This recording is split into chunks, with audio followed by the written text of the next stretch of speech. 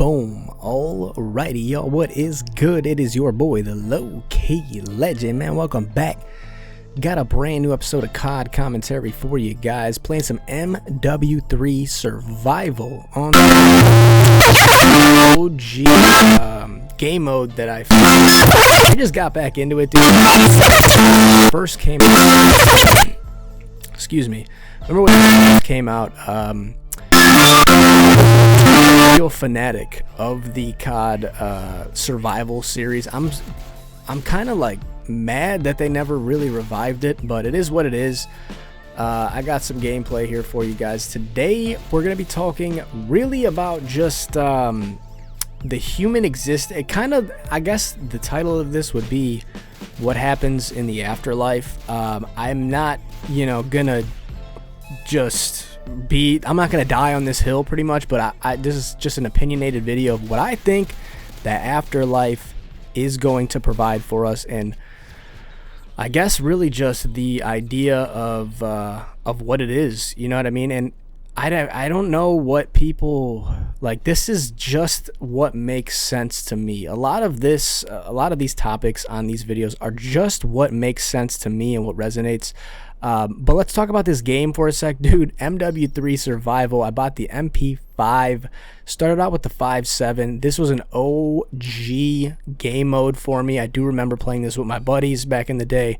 But it's got its own leveling up system, which kind of, that's dumb. I didn't like that at all. I want to say some other shit, but I don't know if they're gonna take this down on some, I just gotta watch my language now, which sucks, dude. I can't even talk exactly how I want. I mean, I'm still gonna, say what I want, but I really I gotta bite my tongue with certain things that I want to say, which is okay, I guess. I mean, I can see where they're trying to go with it to kind of better the, human evolution, if you will. They want to kind of make us a little nicer, which I'm not gonna, I'll accept. Like, I'm not hating on it for that. I'm just a big advocate of the freedom of speech standpoint. Do believe you should be able to say whatever you want, whenever you want, however you want, no matter who you are as a person. Like, I definitely, have a problem with the censorship across the board with everything, but not going to go into that right now. The main topic of this video is the afterlife. All right. And that's a big topic to break down and understand what that is entailing. So I guess let's talk about it, man. The first thing I do want to discuss is there is an X account that really helped me answer a lot of my questions, because you can't go into these topics without even asking the question yourself. If you don't care about the question, you will care less about the answer. It makes that much more sense to me, because I didn't care about the question originally, and when the answer was given to me, I didn't care about the answer either. You know what I mean? So you need to understand the question to understand the answer. And you're not going to learn that from this video. You're going to learn that from personal experience, life development, and maturity. And I'm I'm older now, so I didn't care about this shit like 5-6 years ago. You know what I mean, guys? Like, even if people tried to tell me this, didn't care. Like, let's talk about something that, I cared about.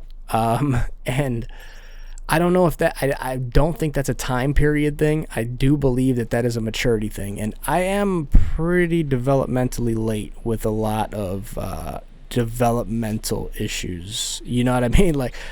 I don't know. I don't know how to explain it, but a lot of things that people younger than me know, I don't know, or just didn't care to know. Like, now I'm at an age where I wish I was still in high school so I can take what I know now or who I am now and implement that into wanting to learn stuff, because I recently got into this idea that, like, I really do enjoy learning stuff, guys, and I wasn't like that in high school, you know what I mean?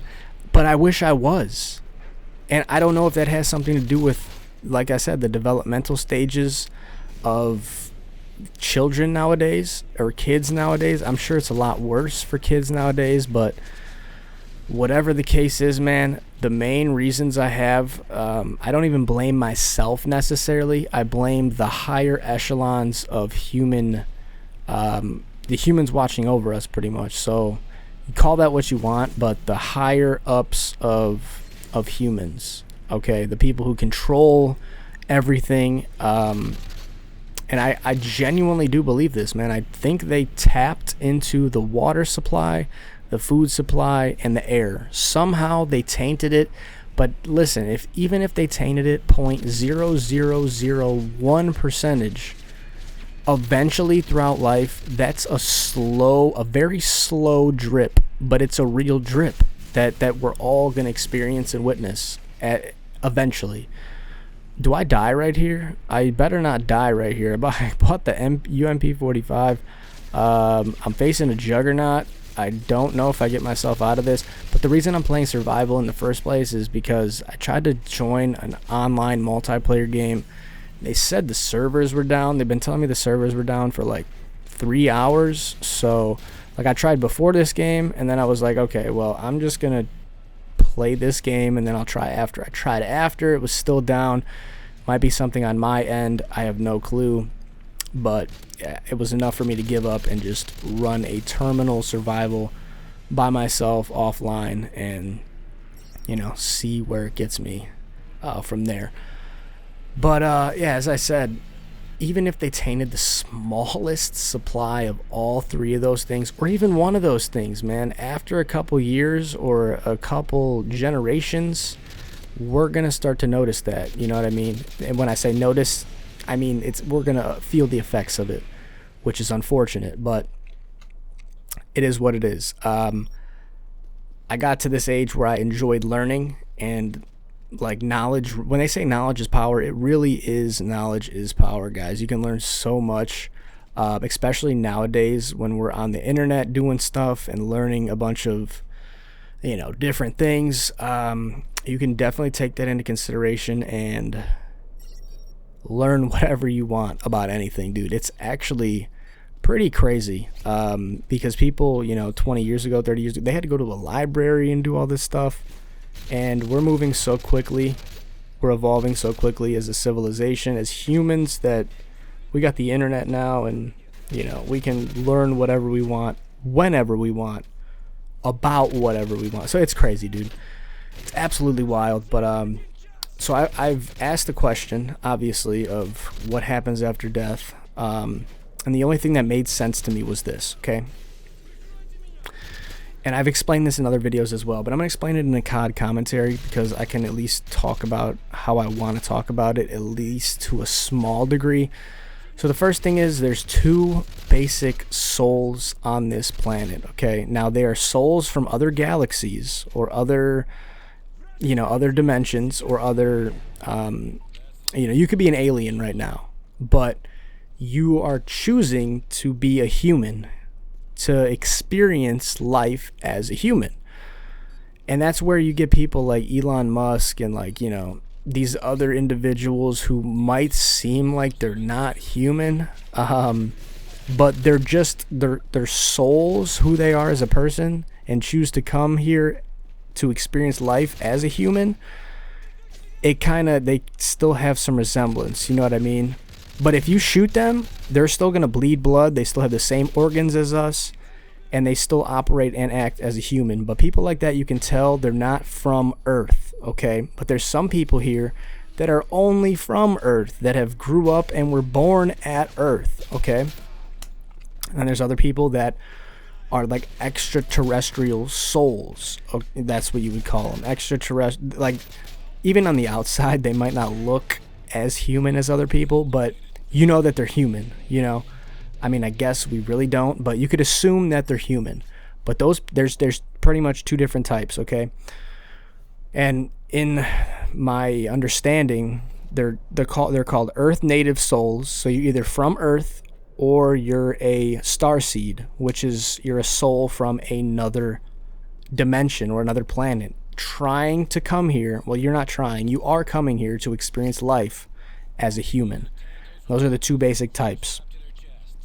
Okay, now at the end of this, when you die as an Earth native soul, which means you are born here and from here, you go into what is called the Galactic Federation of Light. It's pretty much a light haven where a bunch of, like, imagine going to court and you're there and you're talking to everybody there, but everybody there really does love you and wants the best for you. You're winning whatever you're there for. They're going to coach you and tell you everything you did wrong, everything you did right, and praise you for being who you were on this earth. At least praise you for all the good decisions you decide to make on this earth.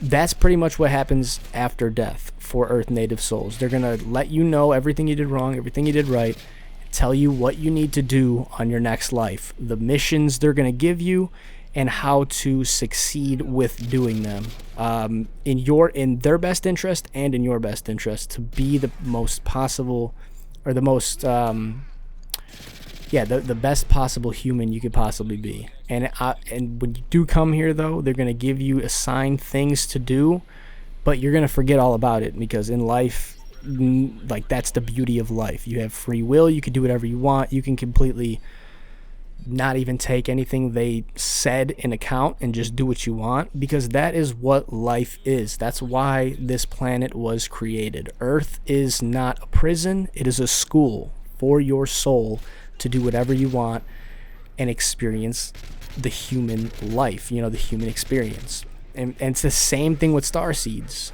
They get a certain task or a certain mission that they need to do, or they should do or should experience to benefit themselves. Again, they're serving the same experience as a regular human or as an Earth native soul, so they can choose to do it or choose not to do it. And at the end of the day, it doesn't matter. But when you die as a starseed, you go back to wherever you are. So it could be a spaceship that you reside in. It could be back at your home planet. But when you die, you pretty much lock back into your own old self, and you're like, oh, like it's no matter who you are as a person, when you die, every ounce of information you have ever known in the human existence is retained instantly. So when anybody watching this video dies, their first reaction is like, oh my God, like, I forgot all about this. This is crazy. I can't believe something like this exists. I need to go back. And that's why this planet and this human experience is so monumental to a lot of people. And again, that's probably why so many people are here right now, is because everybody on Earth, we're 8 billion, almost 9 billion people deep into this Earth. They all want to experience the human experience, and something big. I don't know if you guys have picked up on it yet, but something big is about to happen really shortly. I don't know if I'm the only person who feels that, but if you at all feel like even a small inkling of yo, it feels like something massive is coming. Yeah, it is coming, dude. And I don't want to explain it right now, but everybody pretty much, God has a second Earth set up for us where there's no evil, because we come here to experience the duality of evil and good, and we get to choose what we want to do. It doesn't matter what you choose. It does matter what you choose, but as long as you're attempting to choose the good out of the evil, that's all that matters. You can choose evil. Evil is not immune even to good people naturally at the soul. You come here knowing to forget all that stuff, but you will be, there will be a punishment if you continuously choose evil every single time, and it's bad for you. Some people come here and they don't know that evil is what it is. They're born into a very, unfortunate circumstance, and they just think that evil at sometimes is good. But these people watching over us right now know how difficult the human experience is, especially right now, and how evil can disguise itself as a positive or as good. So they don't really hold that against us. They will not ever hold that against you. But just always strive to be the most compassionate, loving, and caring person you can be in this life. And I know it might be hard, dude. It probably is extremely hard, but that's something we're all here to experience. You know, that's the human experience of life. We are here to have that. And that's the beautiful thing about this planet. It's not a prison. Earth is not a prison. It is a school. It's a school for your soul. And that's why we're all here, man. Just to have this beautiful human experience. And that's what I think happens after death, dude. You just go recalibrate your existence with a council of people. They will coach you on what to do in the next life. Choose when you want to come back. There's no rush. You get peace, tranquility, all that good stuff. And you take that into the next one. Obviously not fully, but everything you learn now when you're here on this earth will be retained by the end of it. And that's really the main thing. So even the you know, shitty circumstances you guys might find yourself in, everything is retained, and you will bring that on in the afterlife. So never second guess yourself or anything that goes on, man.